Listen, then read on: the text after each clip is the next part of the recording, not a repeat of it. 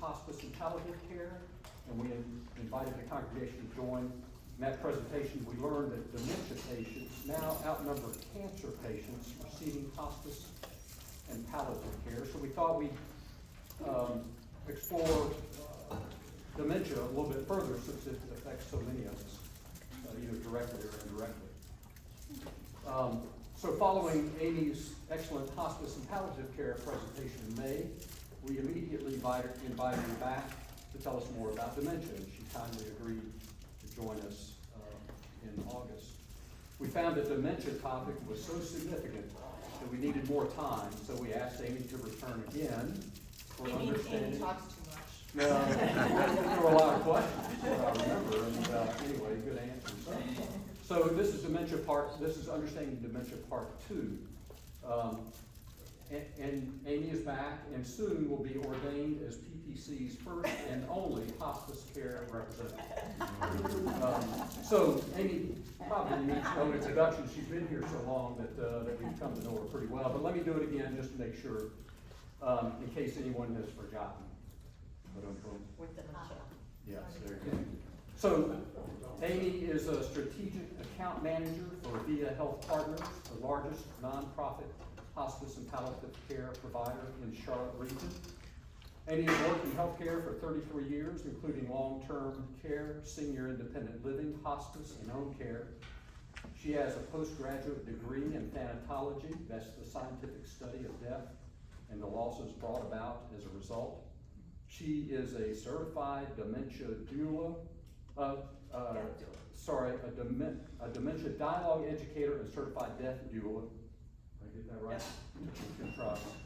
One of her duties at VIA Health Partners is to provide education to the community, including courses on dementia, communication with dementia patients, difficult behaviors of dementia patients, team building, morphine myths, personality styles, end of life, symptomology, and psychosocial needs at the end of life. Amy has taught sociology and social justice at the college level. In her free time, Amy enjoys cycling, hiking, and photography. She has 2 sons, 2 college-age sons, and a COVID puppy, and we learned in August that she's added a new kitten to the family. Please welcome Amy to Providence. Remember last time, well, first of all, how many of you are seasoned ministers? Okay, so I wanted to ask this question when I was thinking about it yesterday. In Stephen ministry, if you were dealing with a dementia family, do you think you would be supporting the caregiver more likely or the patient? I'm not really clear on what your role is. So you're doing counseling, right? Caregivers, yeah. Okay, all right, so caregivers, perfect. Because what we covered, was everybody here last time, or most of you here last time except for the people I spoke to? Okay, so we got caught up in, I got off track a little bit, and we answered some questions, and we left off, I was talking about the brain, and we were looking at a picture of the brain and how different parts of the brain are affected by dementia. And someone, I don't think he's here, asked a question about whether CTE would qualify as something that would lead to dementia. And so I did a little research between last time and this time. And so CTE is the repetitive concussion damage that people get. We hear about it mostly with athletes, but it's also very prevalent in soldiers. And it is, in fact, dementia is one of the biggest side effects of having CTE. So it does fall under another way of getting dementia when we were listing all the different kinds of dementia that there were: frontal lobe, Alzheimer's, vascular dementia. CTE will at some point qualify as another form of dementia. It's complicated because, like frontal lobe dementia, it causes many other symptoms. And that's because what I learned is when you have a concussion, your brain hits both sides of your skull and rotates. And so you're damaging much more of your brain than would be through vascular dementia or some of the other kinds of dementia that there are. Okay, I wanted to say that first, so I didn't forget. And we are going to talk today, I think, mostly about, we're going to wrap up what we were talking about last time, but today I'd like to talk mostly about behaviors. The behaviors that you see with dementia patients, when you start seeing them, what to be aware of, how to speak to a dementia patient because there are a lot of things that people say that clinically are very wrong or not helpful to say to somebody who's suffering with dementia. I also have one form that I'm gonna leave with Lynn, and this gives, to make copies of, this gives you some ideas for local services in the area for support for people with dementia. But I had put together a more definitive list for our actual area right here in Charlotte. And I can't print it for you because I have no electricity. So I will get it to you via email. Okay, so where we left off last time was talking about the stages of dementia. Honestly, it took me a while to remember where we left off, but they say there are about 7 stages of dementia. Some falling under mild, moderate, I know you guys can't see this, mild, moderate, and severe.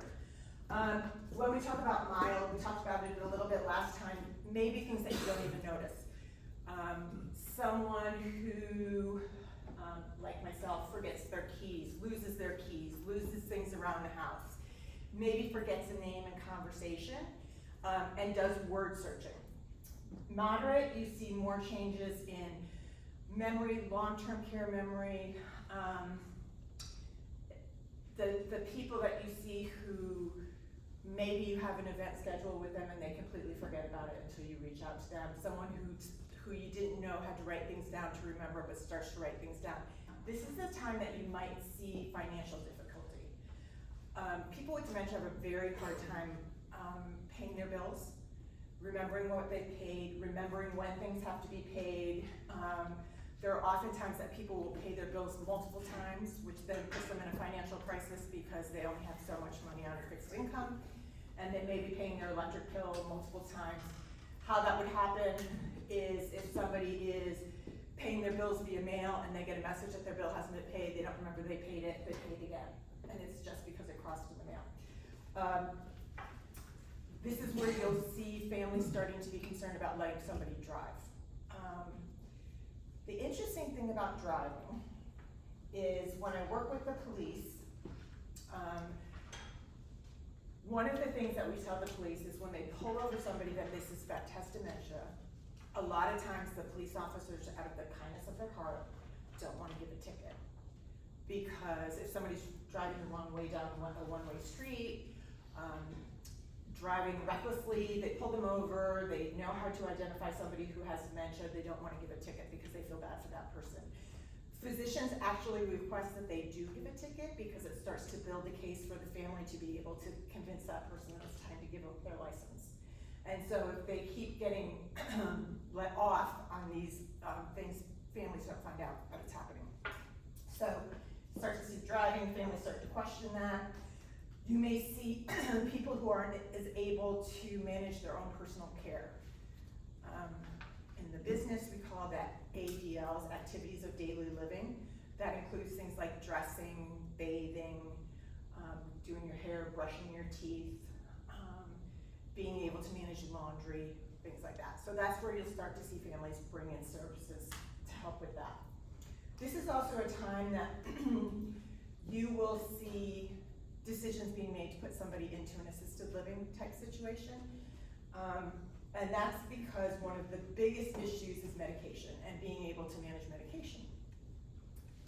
There are many, many, many mild to moderate level dementia patients who are either under medicating or over medicating themselves.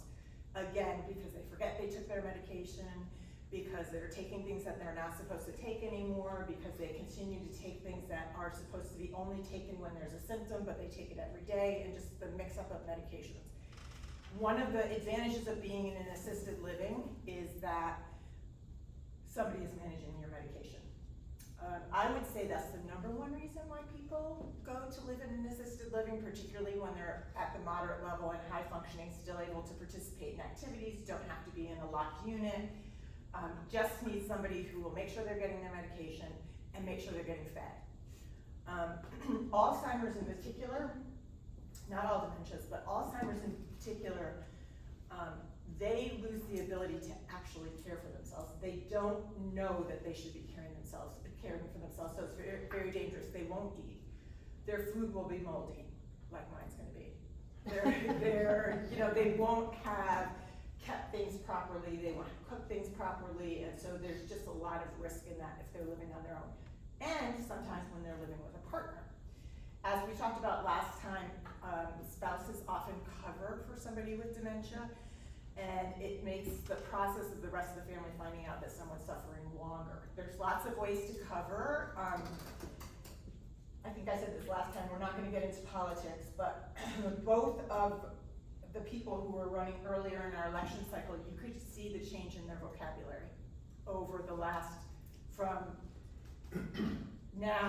10 years ago. Both of them, their vocabulary has gotten smaller. And the likelihood of dementia causing vocabulary to get smaller is very common because word finding is difficult. So that's another thing that you can pick up on.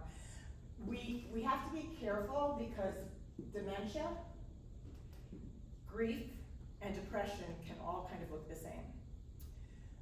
When someone's depressed, they tend to not be as effective at doing things. They may sleep more. They may be less motivated to do things. Same with grief. I think there's oftentimes that doctors see a patient who's showing the beginning signs of confusion or cognitive changes when they're over the age of, let's arbitrarily say 75, and you see your doctor, and they don't bother trying to find out whether it's grief or depression or dementia. They just assume it's happening because that's what happens. And dementia is actually not, I said this last time, not a normal part of aging. It's always tied to an underlying condition, so the important thing is to look and see if there's something else going on. We talked last time about different kinds of dementia that can be reversed from medication issues, things like stroke, sometimes some of that dementia can be reversed. Someone who has an infection like a UTI presents like they're suffering from dementia or increased dementia. Again, grief can do that, depression can do that, and all of those things can be worked on to improve that. So it's important to figure out if it's a disease process that's going to be a track that's going to continue in decline, or if it's tied to something that can be reversed. Having a concussion can cause very common symptoms of dementia, and you think, okay, well, I would know if I had a concussion, but older people fall often. And a lot of times they don't report when they fall, because if they report that they fall multiple times, then families are more likely, again, to be looking to make some changes in their living arrangement. My parents are currently moving from Pennsylvania to South Carolina. And even that process, I can see some decline because there's so much to think about that we have to help my parents stay on track. They're 88, we have to help them stay on track with what they're doing and how to organize everything. It's a lot. I don't know how many of you have ever seen the scale that are all the points of things that cause stress in your life. Moving is like number 5, under like death, divorce, marriage is above, right underneath divorce. All those big changes that cause stress in our lives, and trying to figure out what is the real underlying purpose. Because best case scenario, you're gonna determine that the person has something that's temporary, and you can help them to fix that either with antidepressants, with therapy, with getting them out more, cutting down on the isolation. I mentioned last time that during COVID, we saw a huge decline in dementia patients, quickly declining into dementia, and it's because they were so isolated. And now that, again, kind of life has gone back to normal, people can get out, the people in memory care units can have activities and have people in and do all those things, it's improving. But when you take a dementia patient who's living in a group setting, and the reason they're in that group setting is because they need to have appropriate activities, they need to be watched, you want to keep them from wandering, and you put them in their room isolated because of COVID, it's not surprising that there is a decline. Probably most of us bordered somewhere on the line of depression during COVID because life changed so much. Okay, now, I want to talk about, any questions? It is hot in here, right? It's not just me. Depression with delirium. Dementia with delirium. The difference between delirium and depression, or dementia, often show up as those behaviors. So the behaviors that we all hear about, what's the number one thing we hear about? Wandering. A lot of people with advanced dementia wander or pace. There is a lot of pacing and a lot of repetitive movement. So pacing would be literally somebody who's just walking back and forth. We had one lady before everybody had an iWatch in the nursing home, and we wanted to put one of those things that counted how far you walked on her because she literally walked all day long. We couldn't get her to stop. And I bet she went miles in a day. And she was tiny, and she had failure to thrive because we couldn't keep weight on her because she was constantly moving. But that was the way that she was displaying what really, for most of these behaviors, underlying is either pain, discomfort, anxiety, or fear. So imagine that every day you wake up and you don't know where you are. That would be hard, no matter how far along in your dementia you are, to know that you don't know where you are, or that you're looking for someone. People are often looking for loved ones, usually their parents, when they're in the later stages, or siblings, and they will look and look and look. Plundering, going into drawers and taking things out. I think I told the story last time that I had a gentleman whose wife lived in the nursing home with us, and he said he had a farm, and he would go out every day and work on the farm and come home, and he would have no clothes because she would discover his clothes in the drawers, and she didn't know she was married. She didn't remember she was married. So she would take all the clothes and throw them in the trash every day because she was horrified that there were men's underwear in her drawers and things. So he used to drive around with his clothes in his car. But plundering is very common, very problematic in nursing homes because they're going into other people's rooms and stealing things to the person whose room they're in. They don't mean to, and actually assisted livings have gone to as far as to make plundering rooms that they're allowed to go in and take things from, and then they just go behind them and take them back and put them back in the drawers. But they'll take anything. A year's worth of sweet and low, you'll find in somebody's drawer, under their pillow. Salt, pepper, these are the kinds of things we used to find in the nursing home. Food, they'll bring their food back from their tray. They love to throw their teeth away. Dementia patients do not like anything that's not comfortable. So glasses, hearing aids, teeth, they tend to disappear because they're not comfortable. People who have false teeth often have to have them adjusted because as you lose weight, your jaw changes. And so if you have a loved one who has dementia, it's something to pay attention to because you want them to be as independent as possible, as long as possible. So you want them to be able to eat, you want it to be comfortable, and if you talk to anybody who has dentures, they will tell you that if they start to get just a little bit off, they're very uncomfortable. The problem is with a dementia patient, you may not be able to get them to tell you that they're uncomfortable. This is one of the biggest problems with pain. When I talked about a lot of behaviors are caused by pain, if someone has a pain in their knee, it's not unusual for them to say their shoulder hurts. They know that they're in pain, but they may not be able to identify what it is that hurts. Makes it a challenge to figure it out. But again, two things. One, that's a really good reason for somebody to be with the family because the family knows people and knows their history and knows the ability to try and help them identify.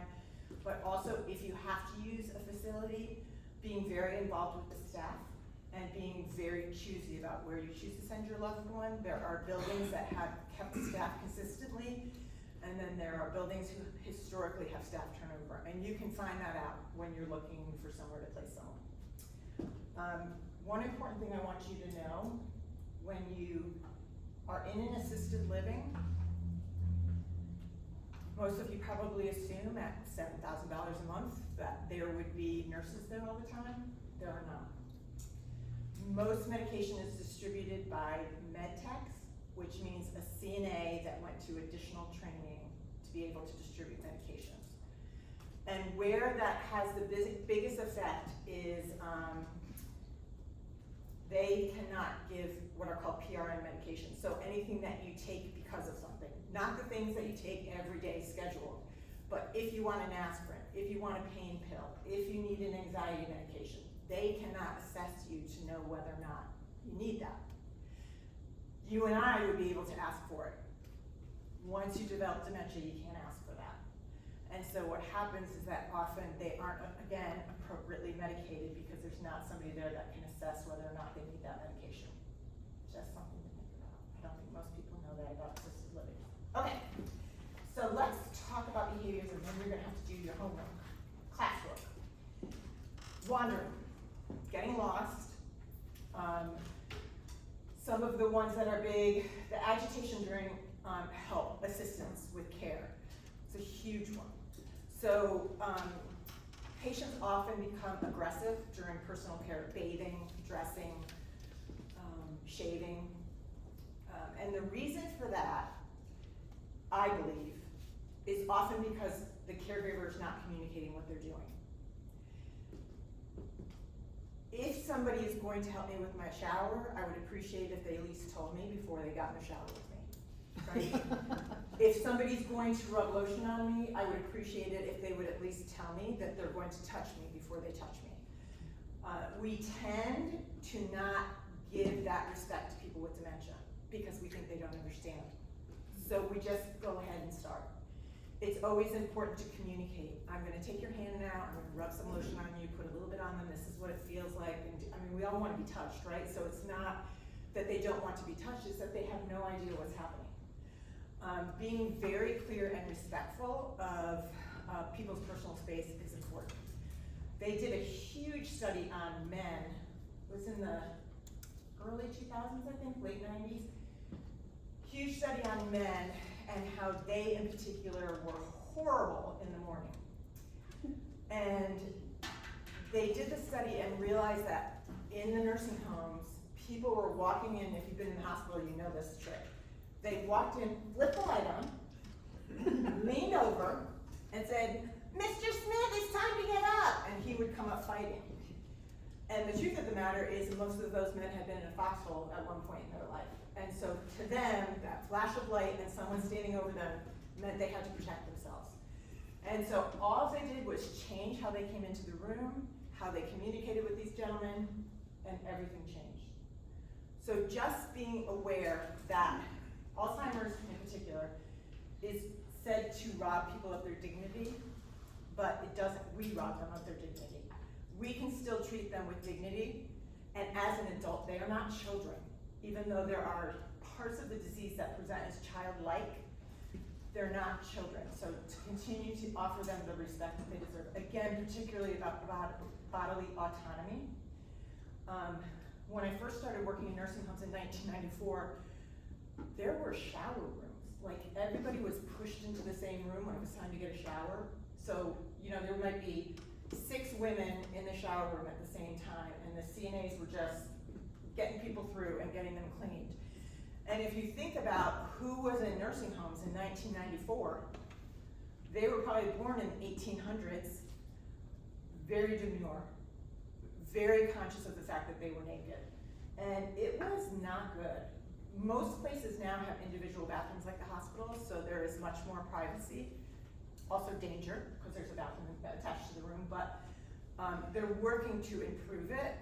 I think particularly for the generation that's coming, they expect, you know, a place that looks like a hotel, so things are changing from what they used to be very institutionalized, and now places are starting, so it's more like homes. Okay, so agitation during ADLs. Swearing, we talked about this last time, from people who you've never heard swear before. Hitting out of frustration. Sexual acting out is a big one, and it's not necessarily sexually acting out, but misconstrued as sexually acting out because Alzheimer's patients tend to disrobe. And so they will disrobe at the most inopportune times. And I talked last time about one of the steps that we talked about was how some things are muscle memory, and so we can do them for longer than people would think, like using the bathroom. People are taken to the bathroom enough, they can remain not incontinent. A lot of people are incontinent because they aren't toileted enough. But gentlemen will have a belt and a button and a zipper, and that's a lot of steps to get through. So with people who have gotten past moderate into the end stages of dementia, we recommend sweatpants or something that's easy to get off. Just like when you were potty training and you didn't dress them in those onesies that you had to take all apart during the time. It's the same idea of making it as easy as possible, again, so that someone can stay as independent as possible. Things like arthritis, Parkinson's, there are many things that anyway make it difficult to do buttons and zippers and all those things as we age. Okay. Hoarding, as we talked about. Accusing of stealing. Can't tell you as a social worker how many reports I filled out that people claim somebody stole something and then we found it. But you have to fill out the report because maybe they did, and you always have to trust someone when they say it, not trust them because they have dementia. Repetitive speech. I had one lady who was German. She spoke English until her dementia got far enough, and then she stopped speaking English. I think she must have digressed back to when she learned English. And so then she was only speaking German, and she would say the same thing over. She would get stuck over and over and over and over and over. And we had one lady who got stuck always asking for coffee. Even when you put coffee in front of her, she was still asking for coffee because she was just stuck in that loop. So a lot of, we talked about last time, the annoyance that comes from caring for somebody with dementia where they ask the same question 60 times in a day. A lot of times it's because they're stuck in that track. Not because you haven't answered it, not even because they don't remember, but just because that's where their brain is stuck. Interestingly enough, there's probably some study somewhere that looks at the fact that autism has a lot of repetitiveness in it too. And so in some way there must be some comfort in the repetitiveness of whatever it is that they're doing. Okay, disrobing we talked about, and sleep issues. That's another big thing. They tend to mess up night and day, and so it makes it very hard if you're a caregiver at home because that person may be awake all night, sleep all day. You want to sleep at night and be awake all day. Also, they tend to sleep sporadically throughout the day so that they don't get that deep sleep, and they're not sure which is the cause and then which is the effect. They don't know if the disease causes people not to be able to get into a deep sleep, or if not getting into a deep sleep worsens the disease. They haven't figured that out yet. Now, we're going to talk about things that you should and shouldn't say to people with dementia. But I want to start with, when you communicate with somebody with dementia, you need to make your direction or your question very simple. It's hard to follow multiple step directions for somebody who is starting to have or in the throes of having dementia. So what I want you to write on your paper is what you think the steps are for brushing your teeth. Anybody need paper or pen? I'm going to give you like 2 minutes. This is the easiest thing. We all do it at least twice a day. I hope you thank you. Anybody else? The steps to brushing your teeth.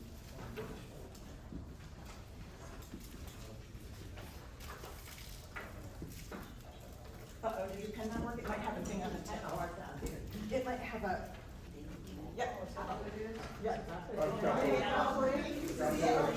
There's a little tiny tip on the end of the pens. A little tiny rubber tip you might have to pull off. If anybody needs help, I'll help.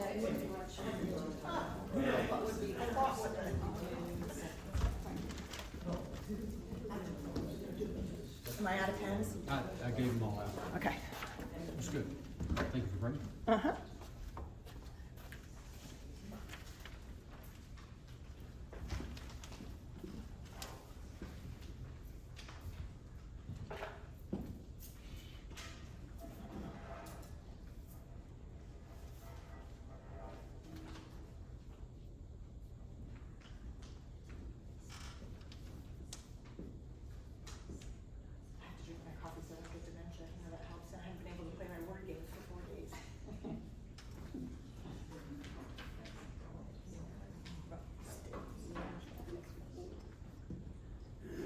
While they're writing, I have a question. Sure. You described the repetitive, for example, asking for a cup of coffee.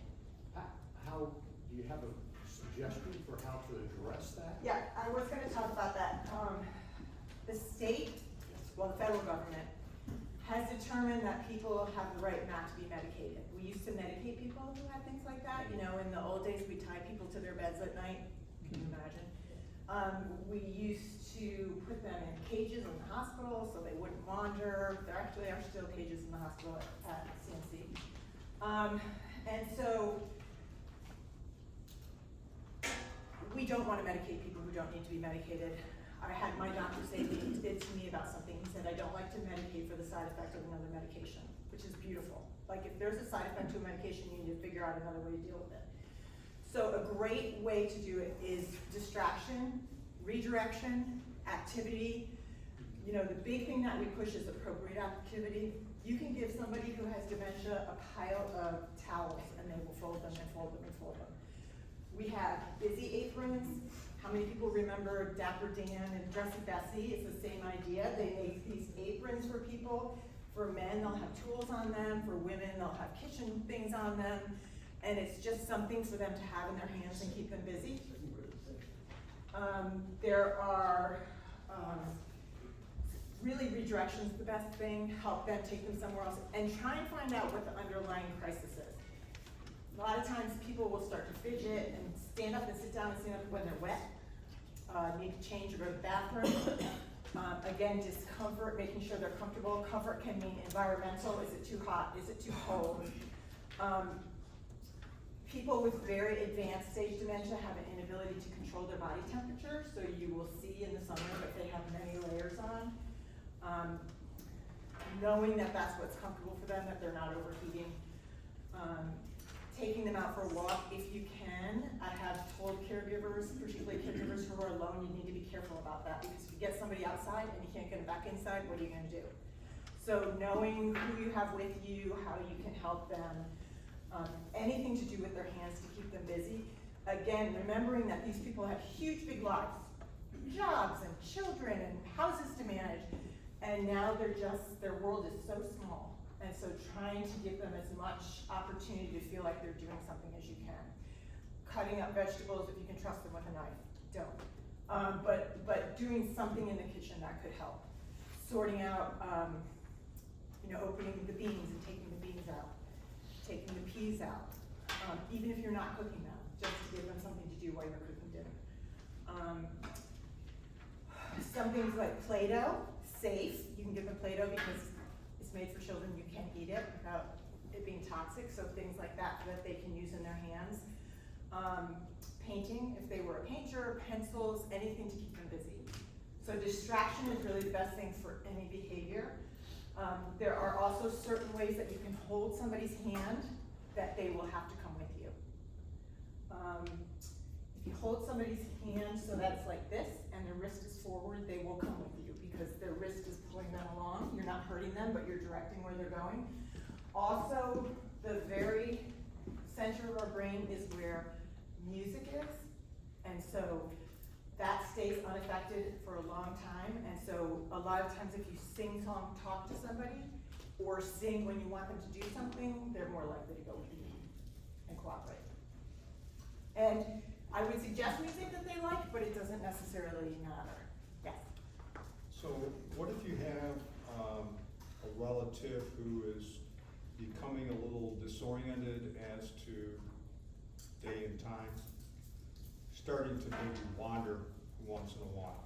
How, for example, I have one that woke up after midnight, thought it was morning and he was supposed to go to a golf event, got in his golf cart and took off. Unbeknownst to his spouse. What do you suggest in dealing with that kind of behavior if you're seeing it, and to protect and inform both the caregiver and protect the person? So 2 things that you gave me of information. He has a spouse who lives in the house with them, so that's good news. So the first thing I would do is put in an alarm system. Because even if the alarm isn't set, it still blinks when somebody leaves the house. Makes a beep, beep, beep sound that you can set it on, so that he wouldn't be able to leave the house without her being aware of it. But last time we talked about the fact that they have made and give them away for free through the police department, both bracelets that they put on them, and it's just white, and mostly people tell them that the doctor prescribed it, and it has a GPS in it. And so the police can track that person, and I know that he's in Florida, right? Mm-hmm. I'm sure Florida has it because they have everything, because their population is so old down there. We even have it in Charlotte and Pineville, that they give it for free to families. But they also make things that like go in shoes. She could easily put that 360 thing on the golf cart. I mean, there's a lot of technology that you can use, and some of what I'm gonna send is technology that's coming forward that you can use. So when I get that to Lynn, you'll be able to see some of it. I would imagine that Florida has even more than we have available. The wandering's really scary. I would say GPS as quickly as possible and not his phone, because it's easy to leave your phone behind. He doesn't have a phone anymore? Okay. Okay.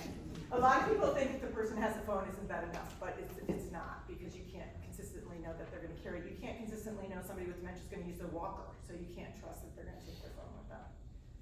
Okay. I want you to tell me how many steps you think there are in brushing your teeth. Just yell out your number. Great. 7, 5, 8, 12. 10. There are 37 steps. Did anybody say turn on the water? No. Good. Turn on the water. Grab your toothbrush. Put your toothbrush down. Get the toothpaste. Open the top. Put the toothpaste on the toothbrush. Close the top. Put the toothpaste down. Run it underwater. Put the toothbrush towards your mouth. Open your mouth. Put the toothbrush in your mouth. Up and down, back and forth. Spit. Rinse off your toothbrush. Repeat. Do all those things again. You know, it's so much more than we think it is, that when you say to somebody, brush your teeth, there's a lot of things involved in that. So when we say things to somebody like, go in the kitchen and get me a glass of water, that's a lot of steps. Get up. Go to the kitchen. Open the refrigerator. Get a bottle of water out. Pour it in a cup. You know, there's steps that we don't think about, that when people start to get dementia, it becomes more and more difficult to do all those steps. Going to the bathroom is a tremendous amount of steps, as we talked about, because you have to take things apart and get them down and get them back up and all those things. A lot of people will, as I said, become incontinent because they're not taken to the bathroom enough, not because they don't know how to do it once they get there. Again, brushing your teeth is a muscle memory, right? We've done it so many times we don't think about it. That's why you thought there were 4 steps, because you just don't think about it. But there are so many steps involved in everything that we do, that as you become less and less able to manage those steps, it becomes harder and harder to do things in your life. Okay? Yes? The first thing I said was, I'm going to help you brush your teeth now. Yes, and mouth care is really hard. First of all, most of us will never understand why anybody wants to be the person that cleans your teeth, because that's gross, right? So thinking about being somebody who helps somebody clean their teeth, mouth care is very poor in any facility that anybody's in. If you had a loved one, I suggest that you help with mouth care when you're there, because it just isn't done well. People don't like it. It feels very invasive. It's kind of loss of control if you really think about it, because when you're brushing your own teeth, you know how hard to brush, and you know how far back to brush, and you know all those things, and when it's somebody else, that person doesn't have a whole lot of control, because they don't have all the sensory things that we have. But also, it's very intimate when you think about it. I'll tell you a funny story. We had a CNA, this shouldn't be on recording, we had a CNA, and she was on light duty, so she couldn't do her regular job. So the director of nursing decided she would have her clean all the dentures. Guess what she did? Resign. Put them all in a bucket together. And most people don't even have their name on it, right? Like some people have their name engraved on it. So, important to use directions of steps, right? Wash everybody's teeth separately. She did. So, I won't say it. Okay, so, any questions about the behaviors besides redirection, which is good for most? It's also important, if you're the caregiver and you're getting hit, that you let somebody know. Because you are a caregiver doesn't mean it gives somebody the right to hurt you. And I particularly worry about wives caring for husbands. Because genetically, men have more upper body strength than women, number one. And number two, it's like anyone else who is in a crisis, because they are truly in a crisis when they're fighting you, even though they don't understand that. It's like superhuman strength. And so the ability to control someone can be dangerous, and so it's important that we support people who are in that situation and being injured, trying to care for a loved one, to find a more appropriate setting for that person. And we all tell our loved ones, I'll never put you in a nursing home, I would never do that. And the truth of the matter is, there is a stage of dementia where people can become very violent. And it's not always the safest solution for either them or the family to be home. If somebody is wandering and you can't control it, the very safest place for them is in a locked unit where they cannot exit without an alarm going off. Okay, yes. You mentioned that assisted living doesn't have nursing personnel. Do the memory units have? Nope, they're any usually kind in of assisted licensed living. person? There will be nurses there during the day that monitor the CNAs. I just want you to be aware that there's not a nurse there all the time. Okay? It's a problem for hospice patients in particular, because so much of our medication is PRN, and they can't determine when it's time for somebody to need morphine and things like that, so it becomes hard. Yes? Rather than an alarm, could you also not lock the doors so that they couldn't be opened except by the So person? you can lock the doors, but I will tell you that doors are a big muscle memory. And a lot of times we thought that people were trying to escape when they would try and get out of buildings, and they realized that it's not true, that it's just that if you go to a door and there's a doorknob, what's your memory? You turn it and you open the door, and after you open the door, what do? You go through it. And so it's not necessarily that they're trying to escape, it's just that they're confronted with the door and they know that that's what you do when you come to a door. And in a lot of facilities, they've taken to painted murals on the doors, and people don't bother them at all.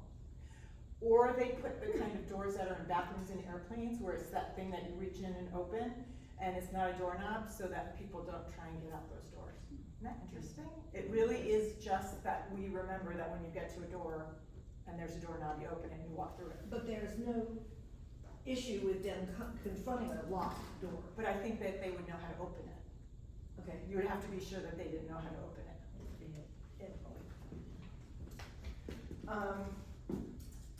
You know, now they make all those locks that have codes on them, so you could actually do that. You know, people have them on their front doors now that it's a code instead of a key. That would make it very easy. You could just do it on the inside, and as long as you could remember the code. At the assisted living, they change them every month. Here's the secret. It's always the month and the year, and so it changes at the beginning of every month. Okay. Things that can help caregivers. Knowledge of the services available. As I said, I'll forward that to Lynn when I have power back.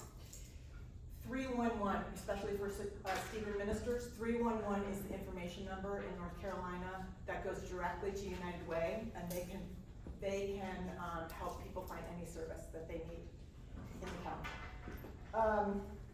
Giving people a break, and I say a break in that sometimes people the caregiver doesn't even need to leave the house, they just need somebody else to be in charge for a little while, so that they can take a nap, take a shower, go out for a walk, just not be in charge. And any of us can do that. You don't have to be a CNA, you don't have to be anything to help somebody go to the bathroom. It's a pretty easy process. Really listening to people, it's really hard for us to do this, but to listen without trying to give advice.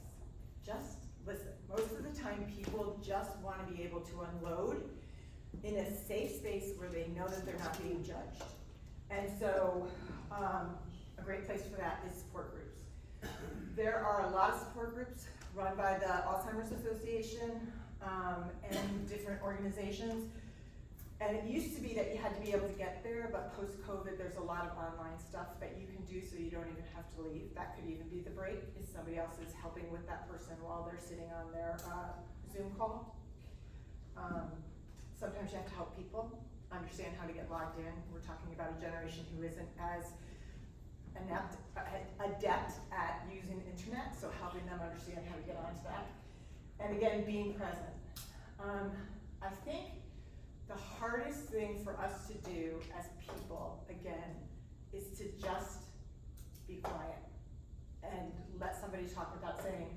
I think the worst thing anybody can say to anybody else is, I know exactly how you feel, because you do not know exactly how that person feels.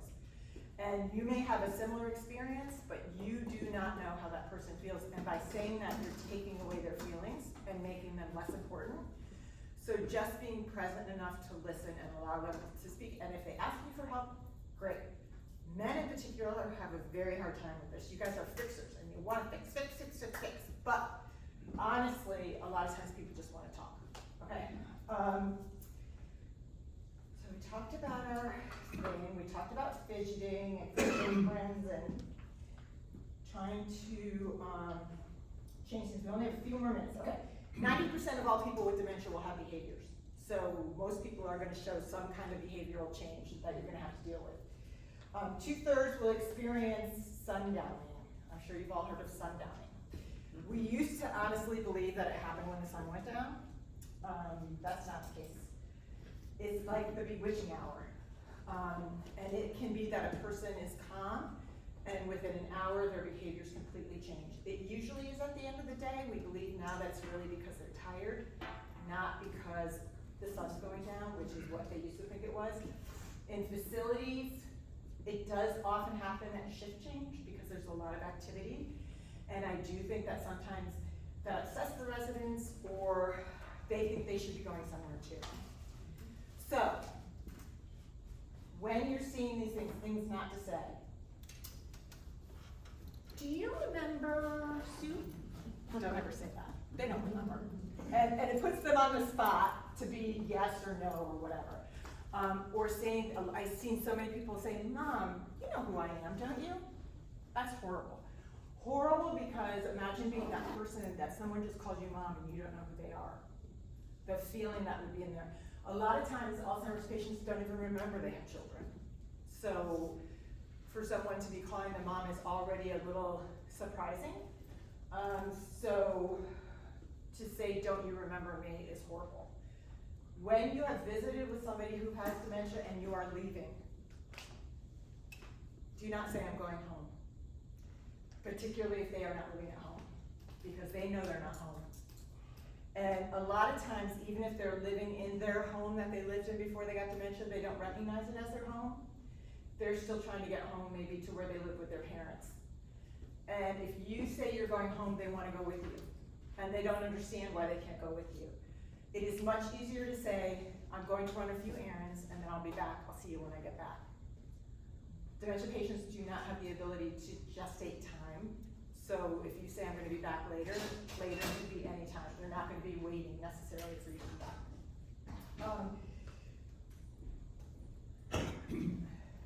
Meeting somebody where they are is also very difficult.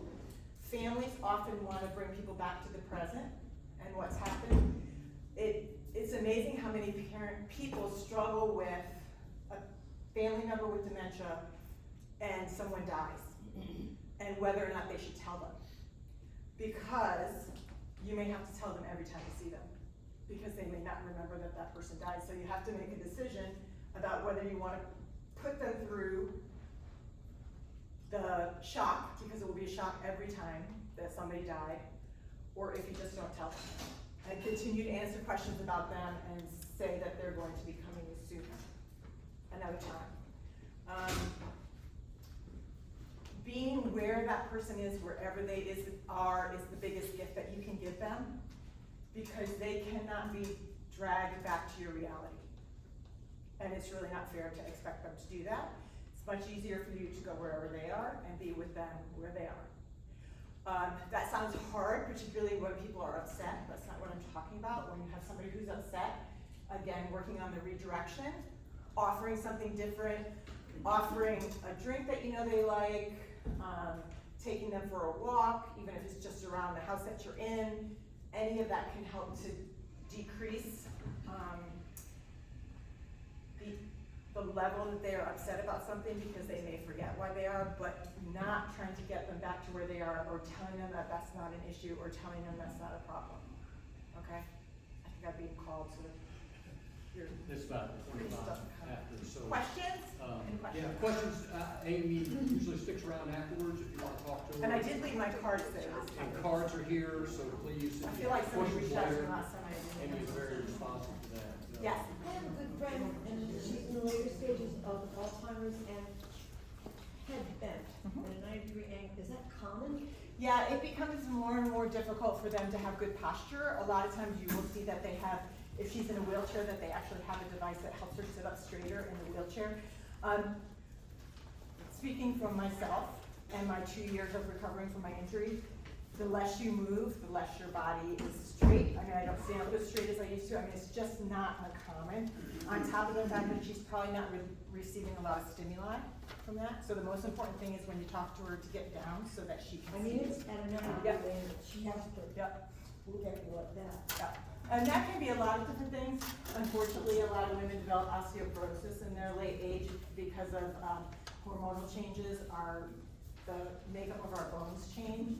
And if she sits a lot and falls asleep a lot sitting up, that's the way you tend to be. Yeah. I would suggest if she's somewhere that you can do it, even if she's in the home, that maybe you see if somebody could get her some physical therapy, because they can do some things to help with that. They did put on a brace, but she kept taking it off because it's uncomfortable. Because it's uncomfortable, yeah. Yeah. All right, thank you, Amy. Thank you very much again. You're on a new ordained If anybody wants to ask me a question in private, because Yeah. I know, and I think somebody reached out to me and I didn't answer, and if I did that, I'm sorry, it's dementia, reach out to me again. Thank you again. Really bad if I don't answer right away.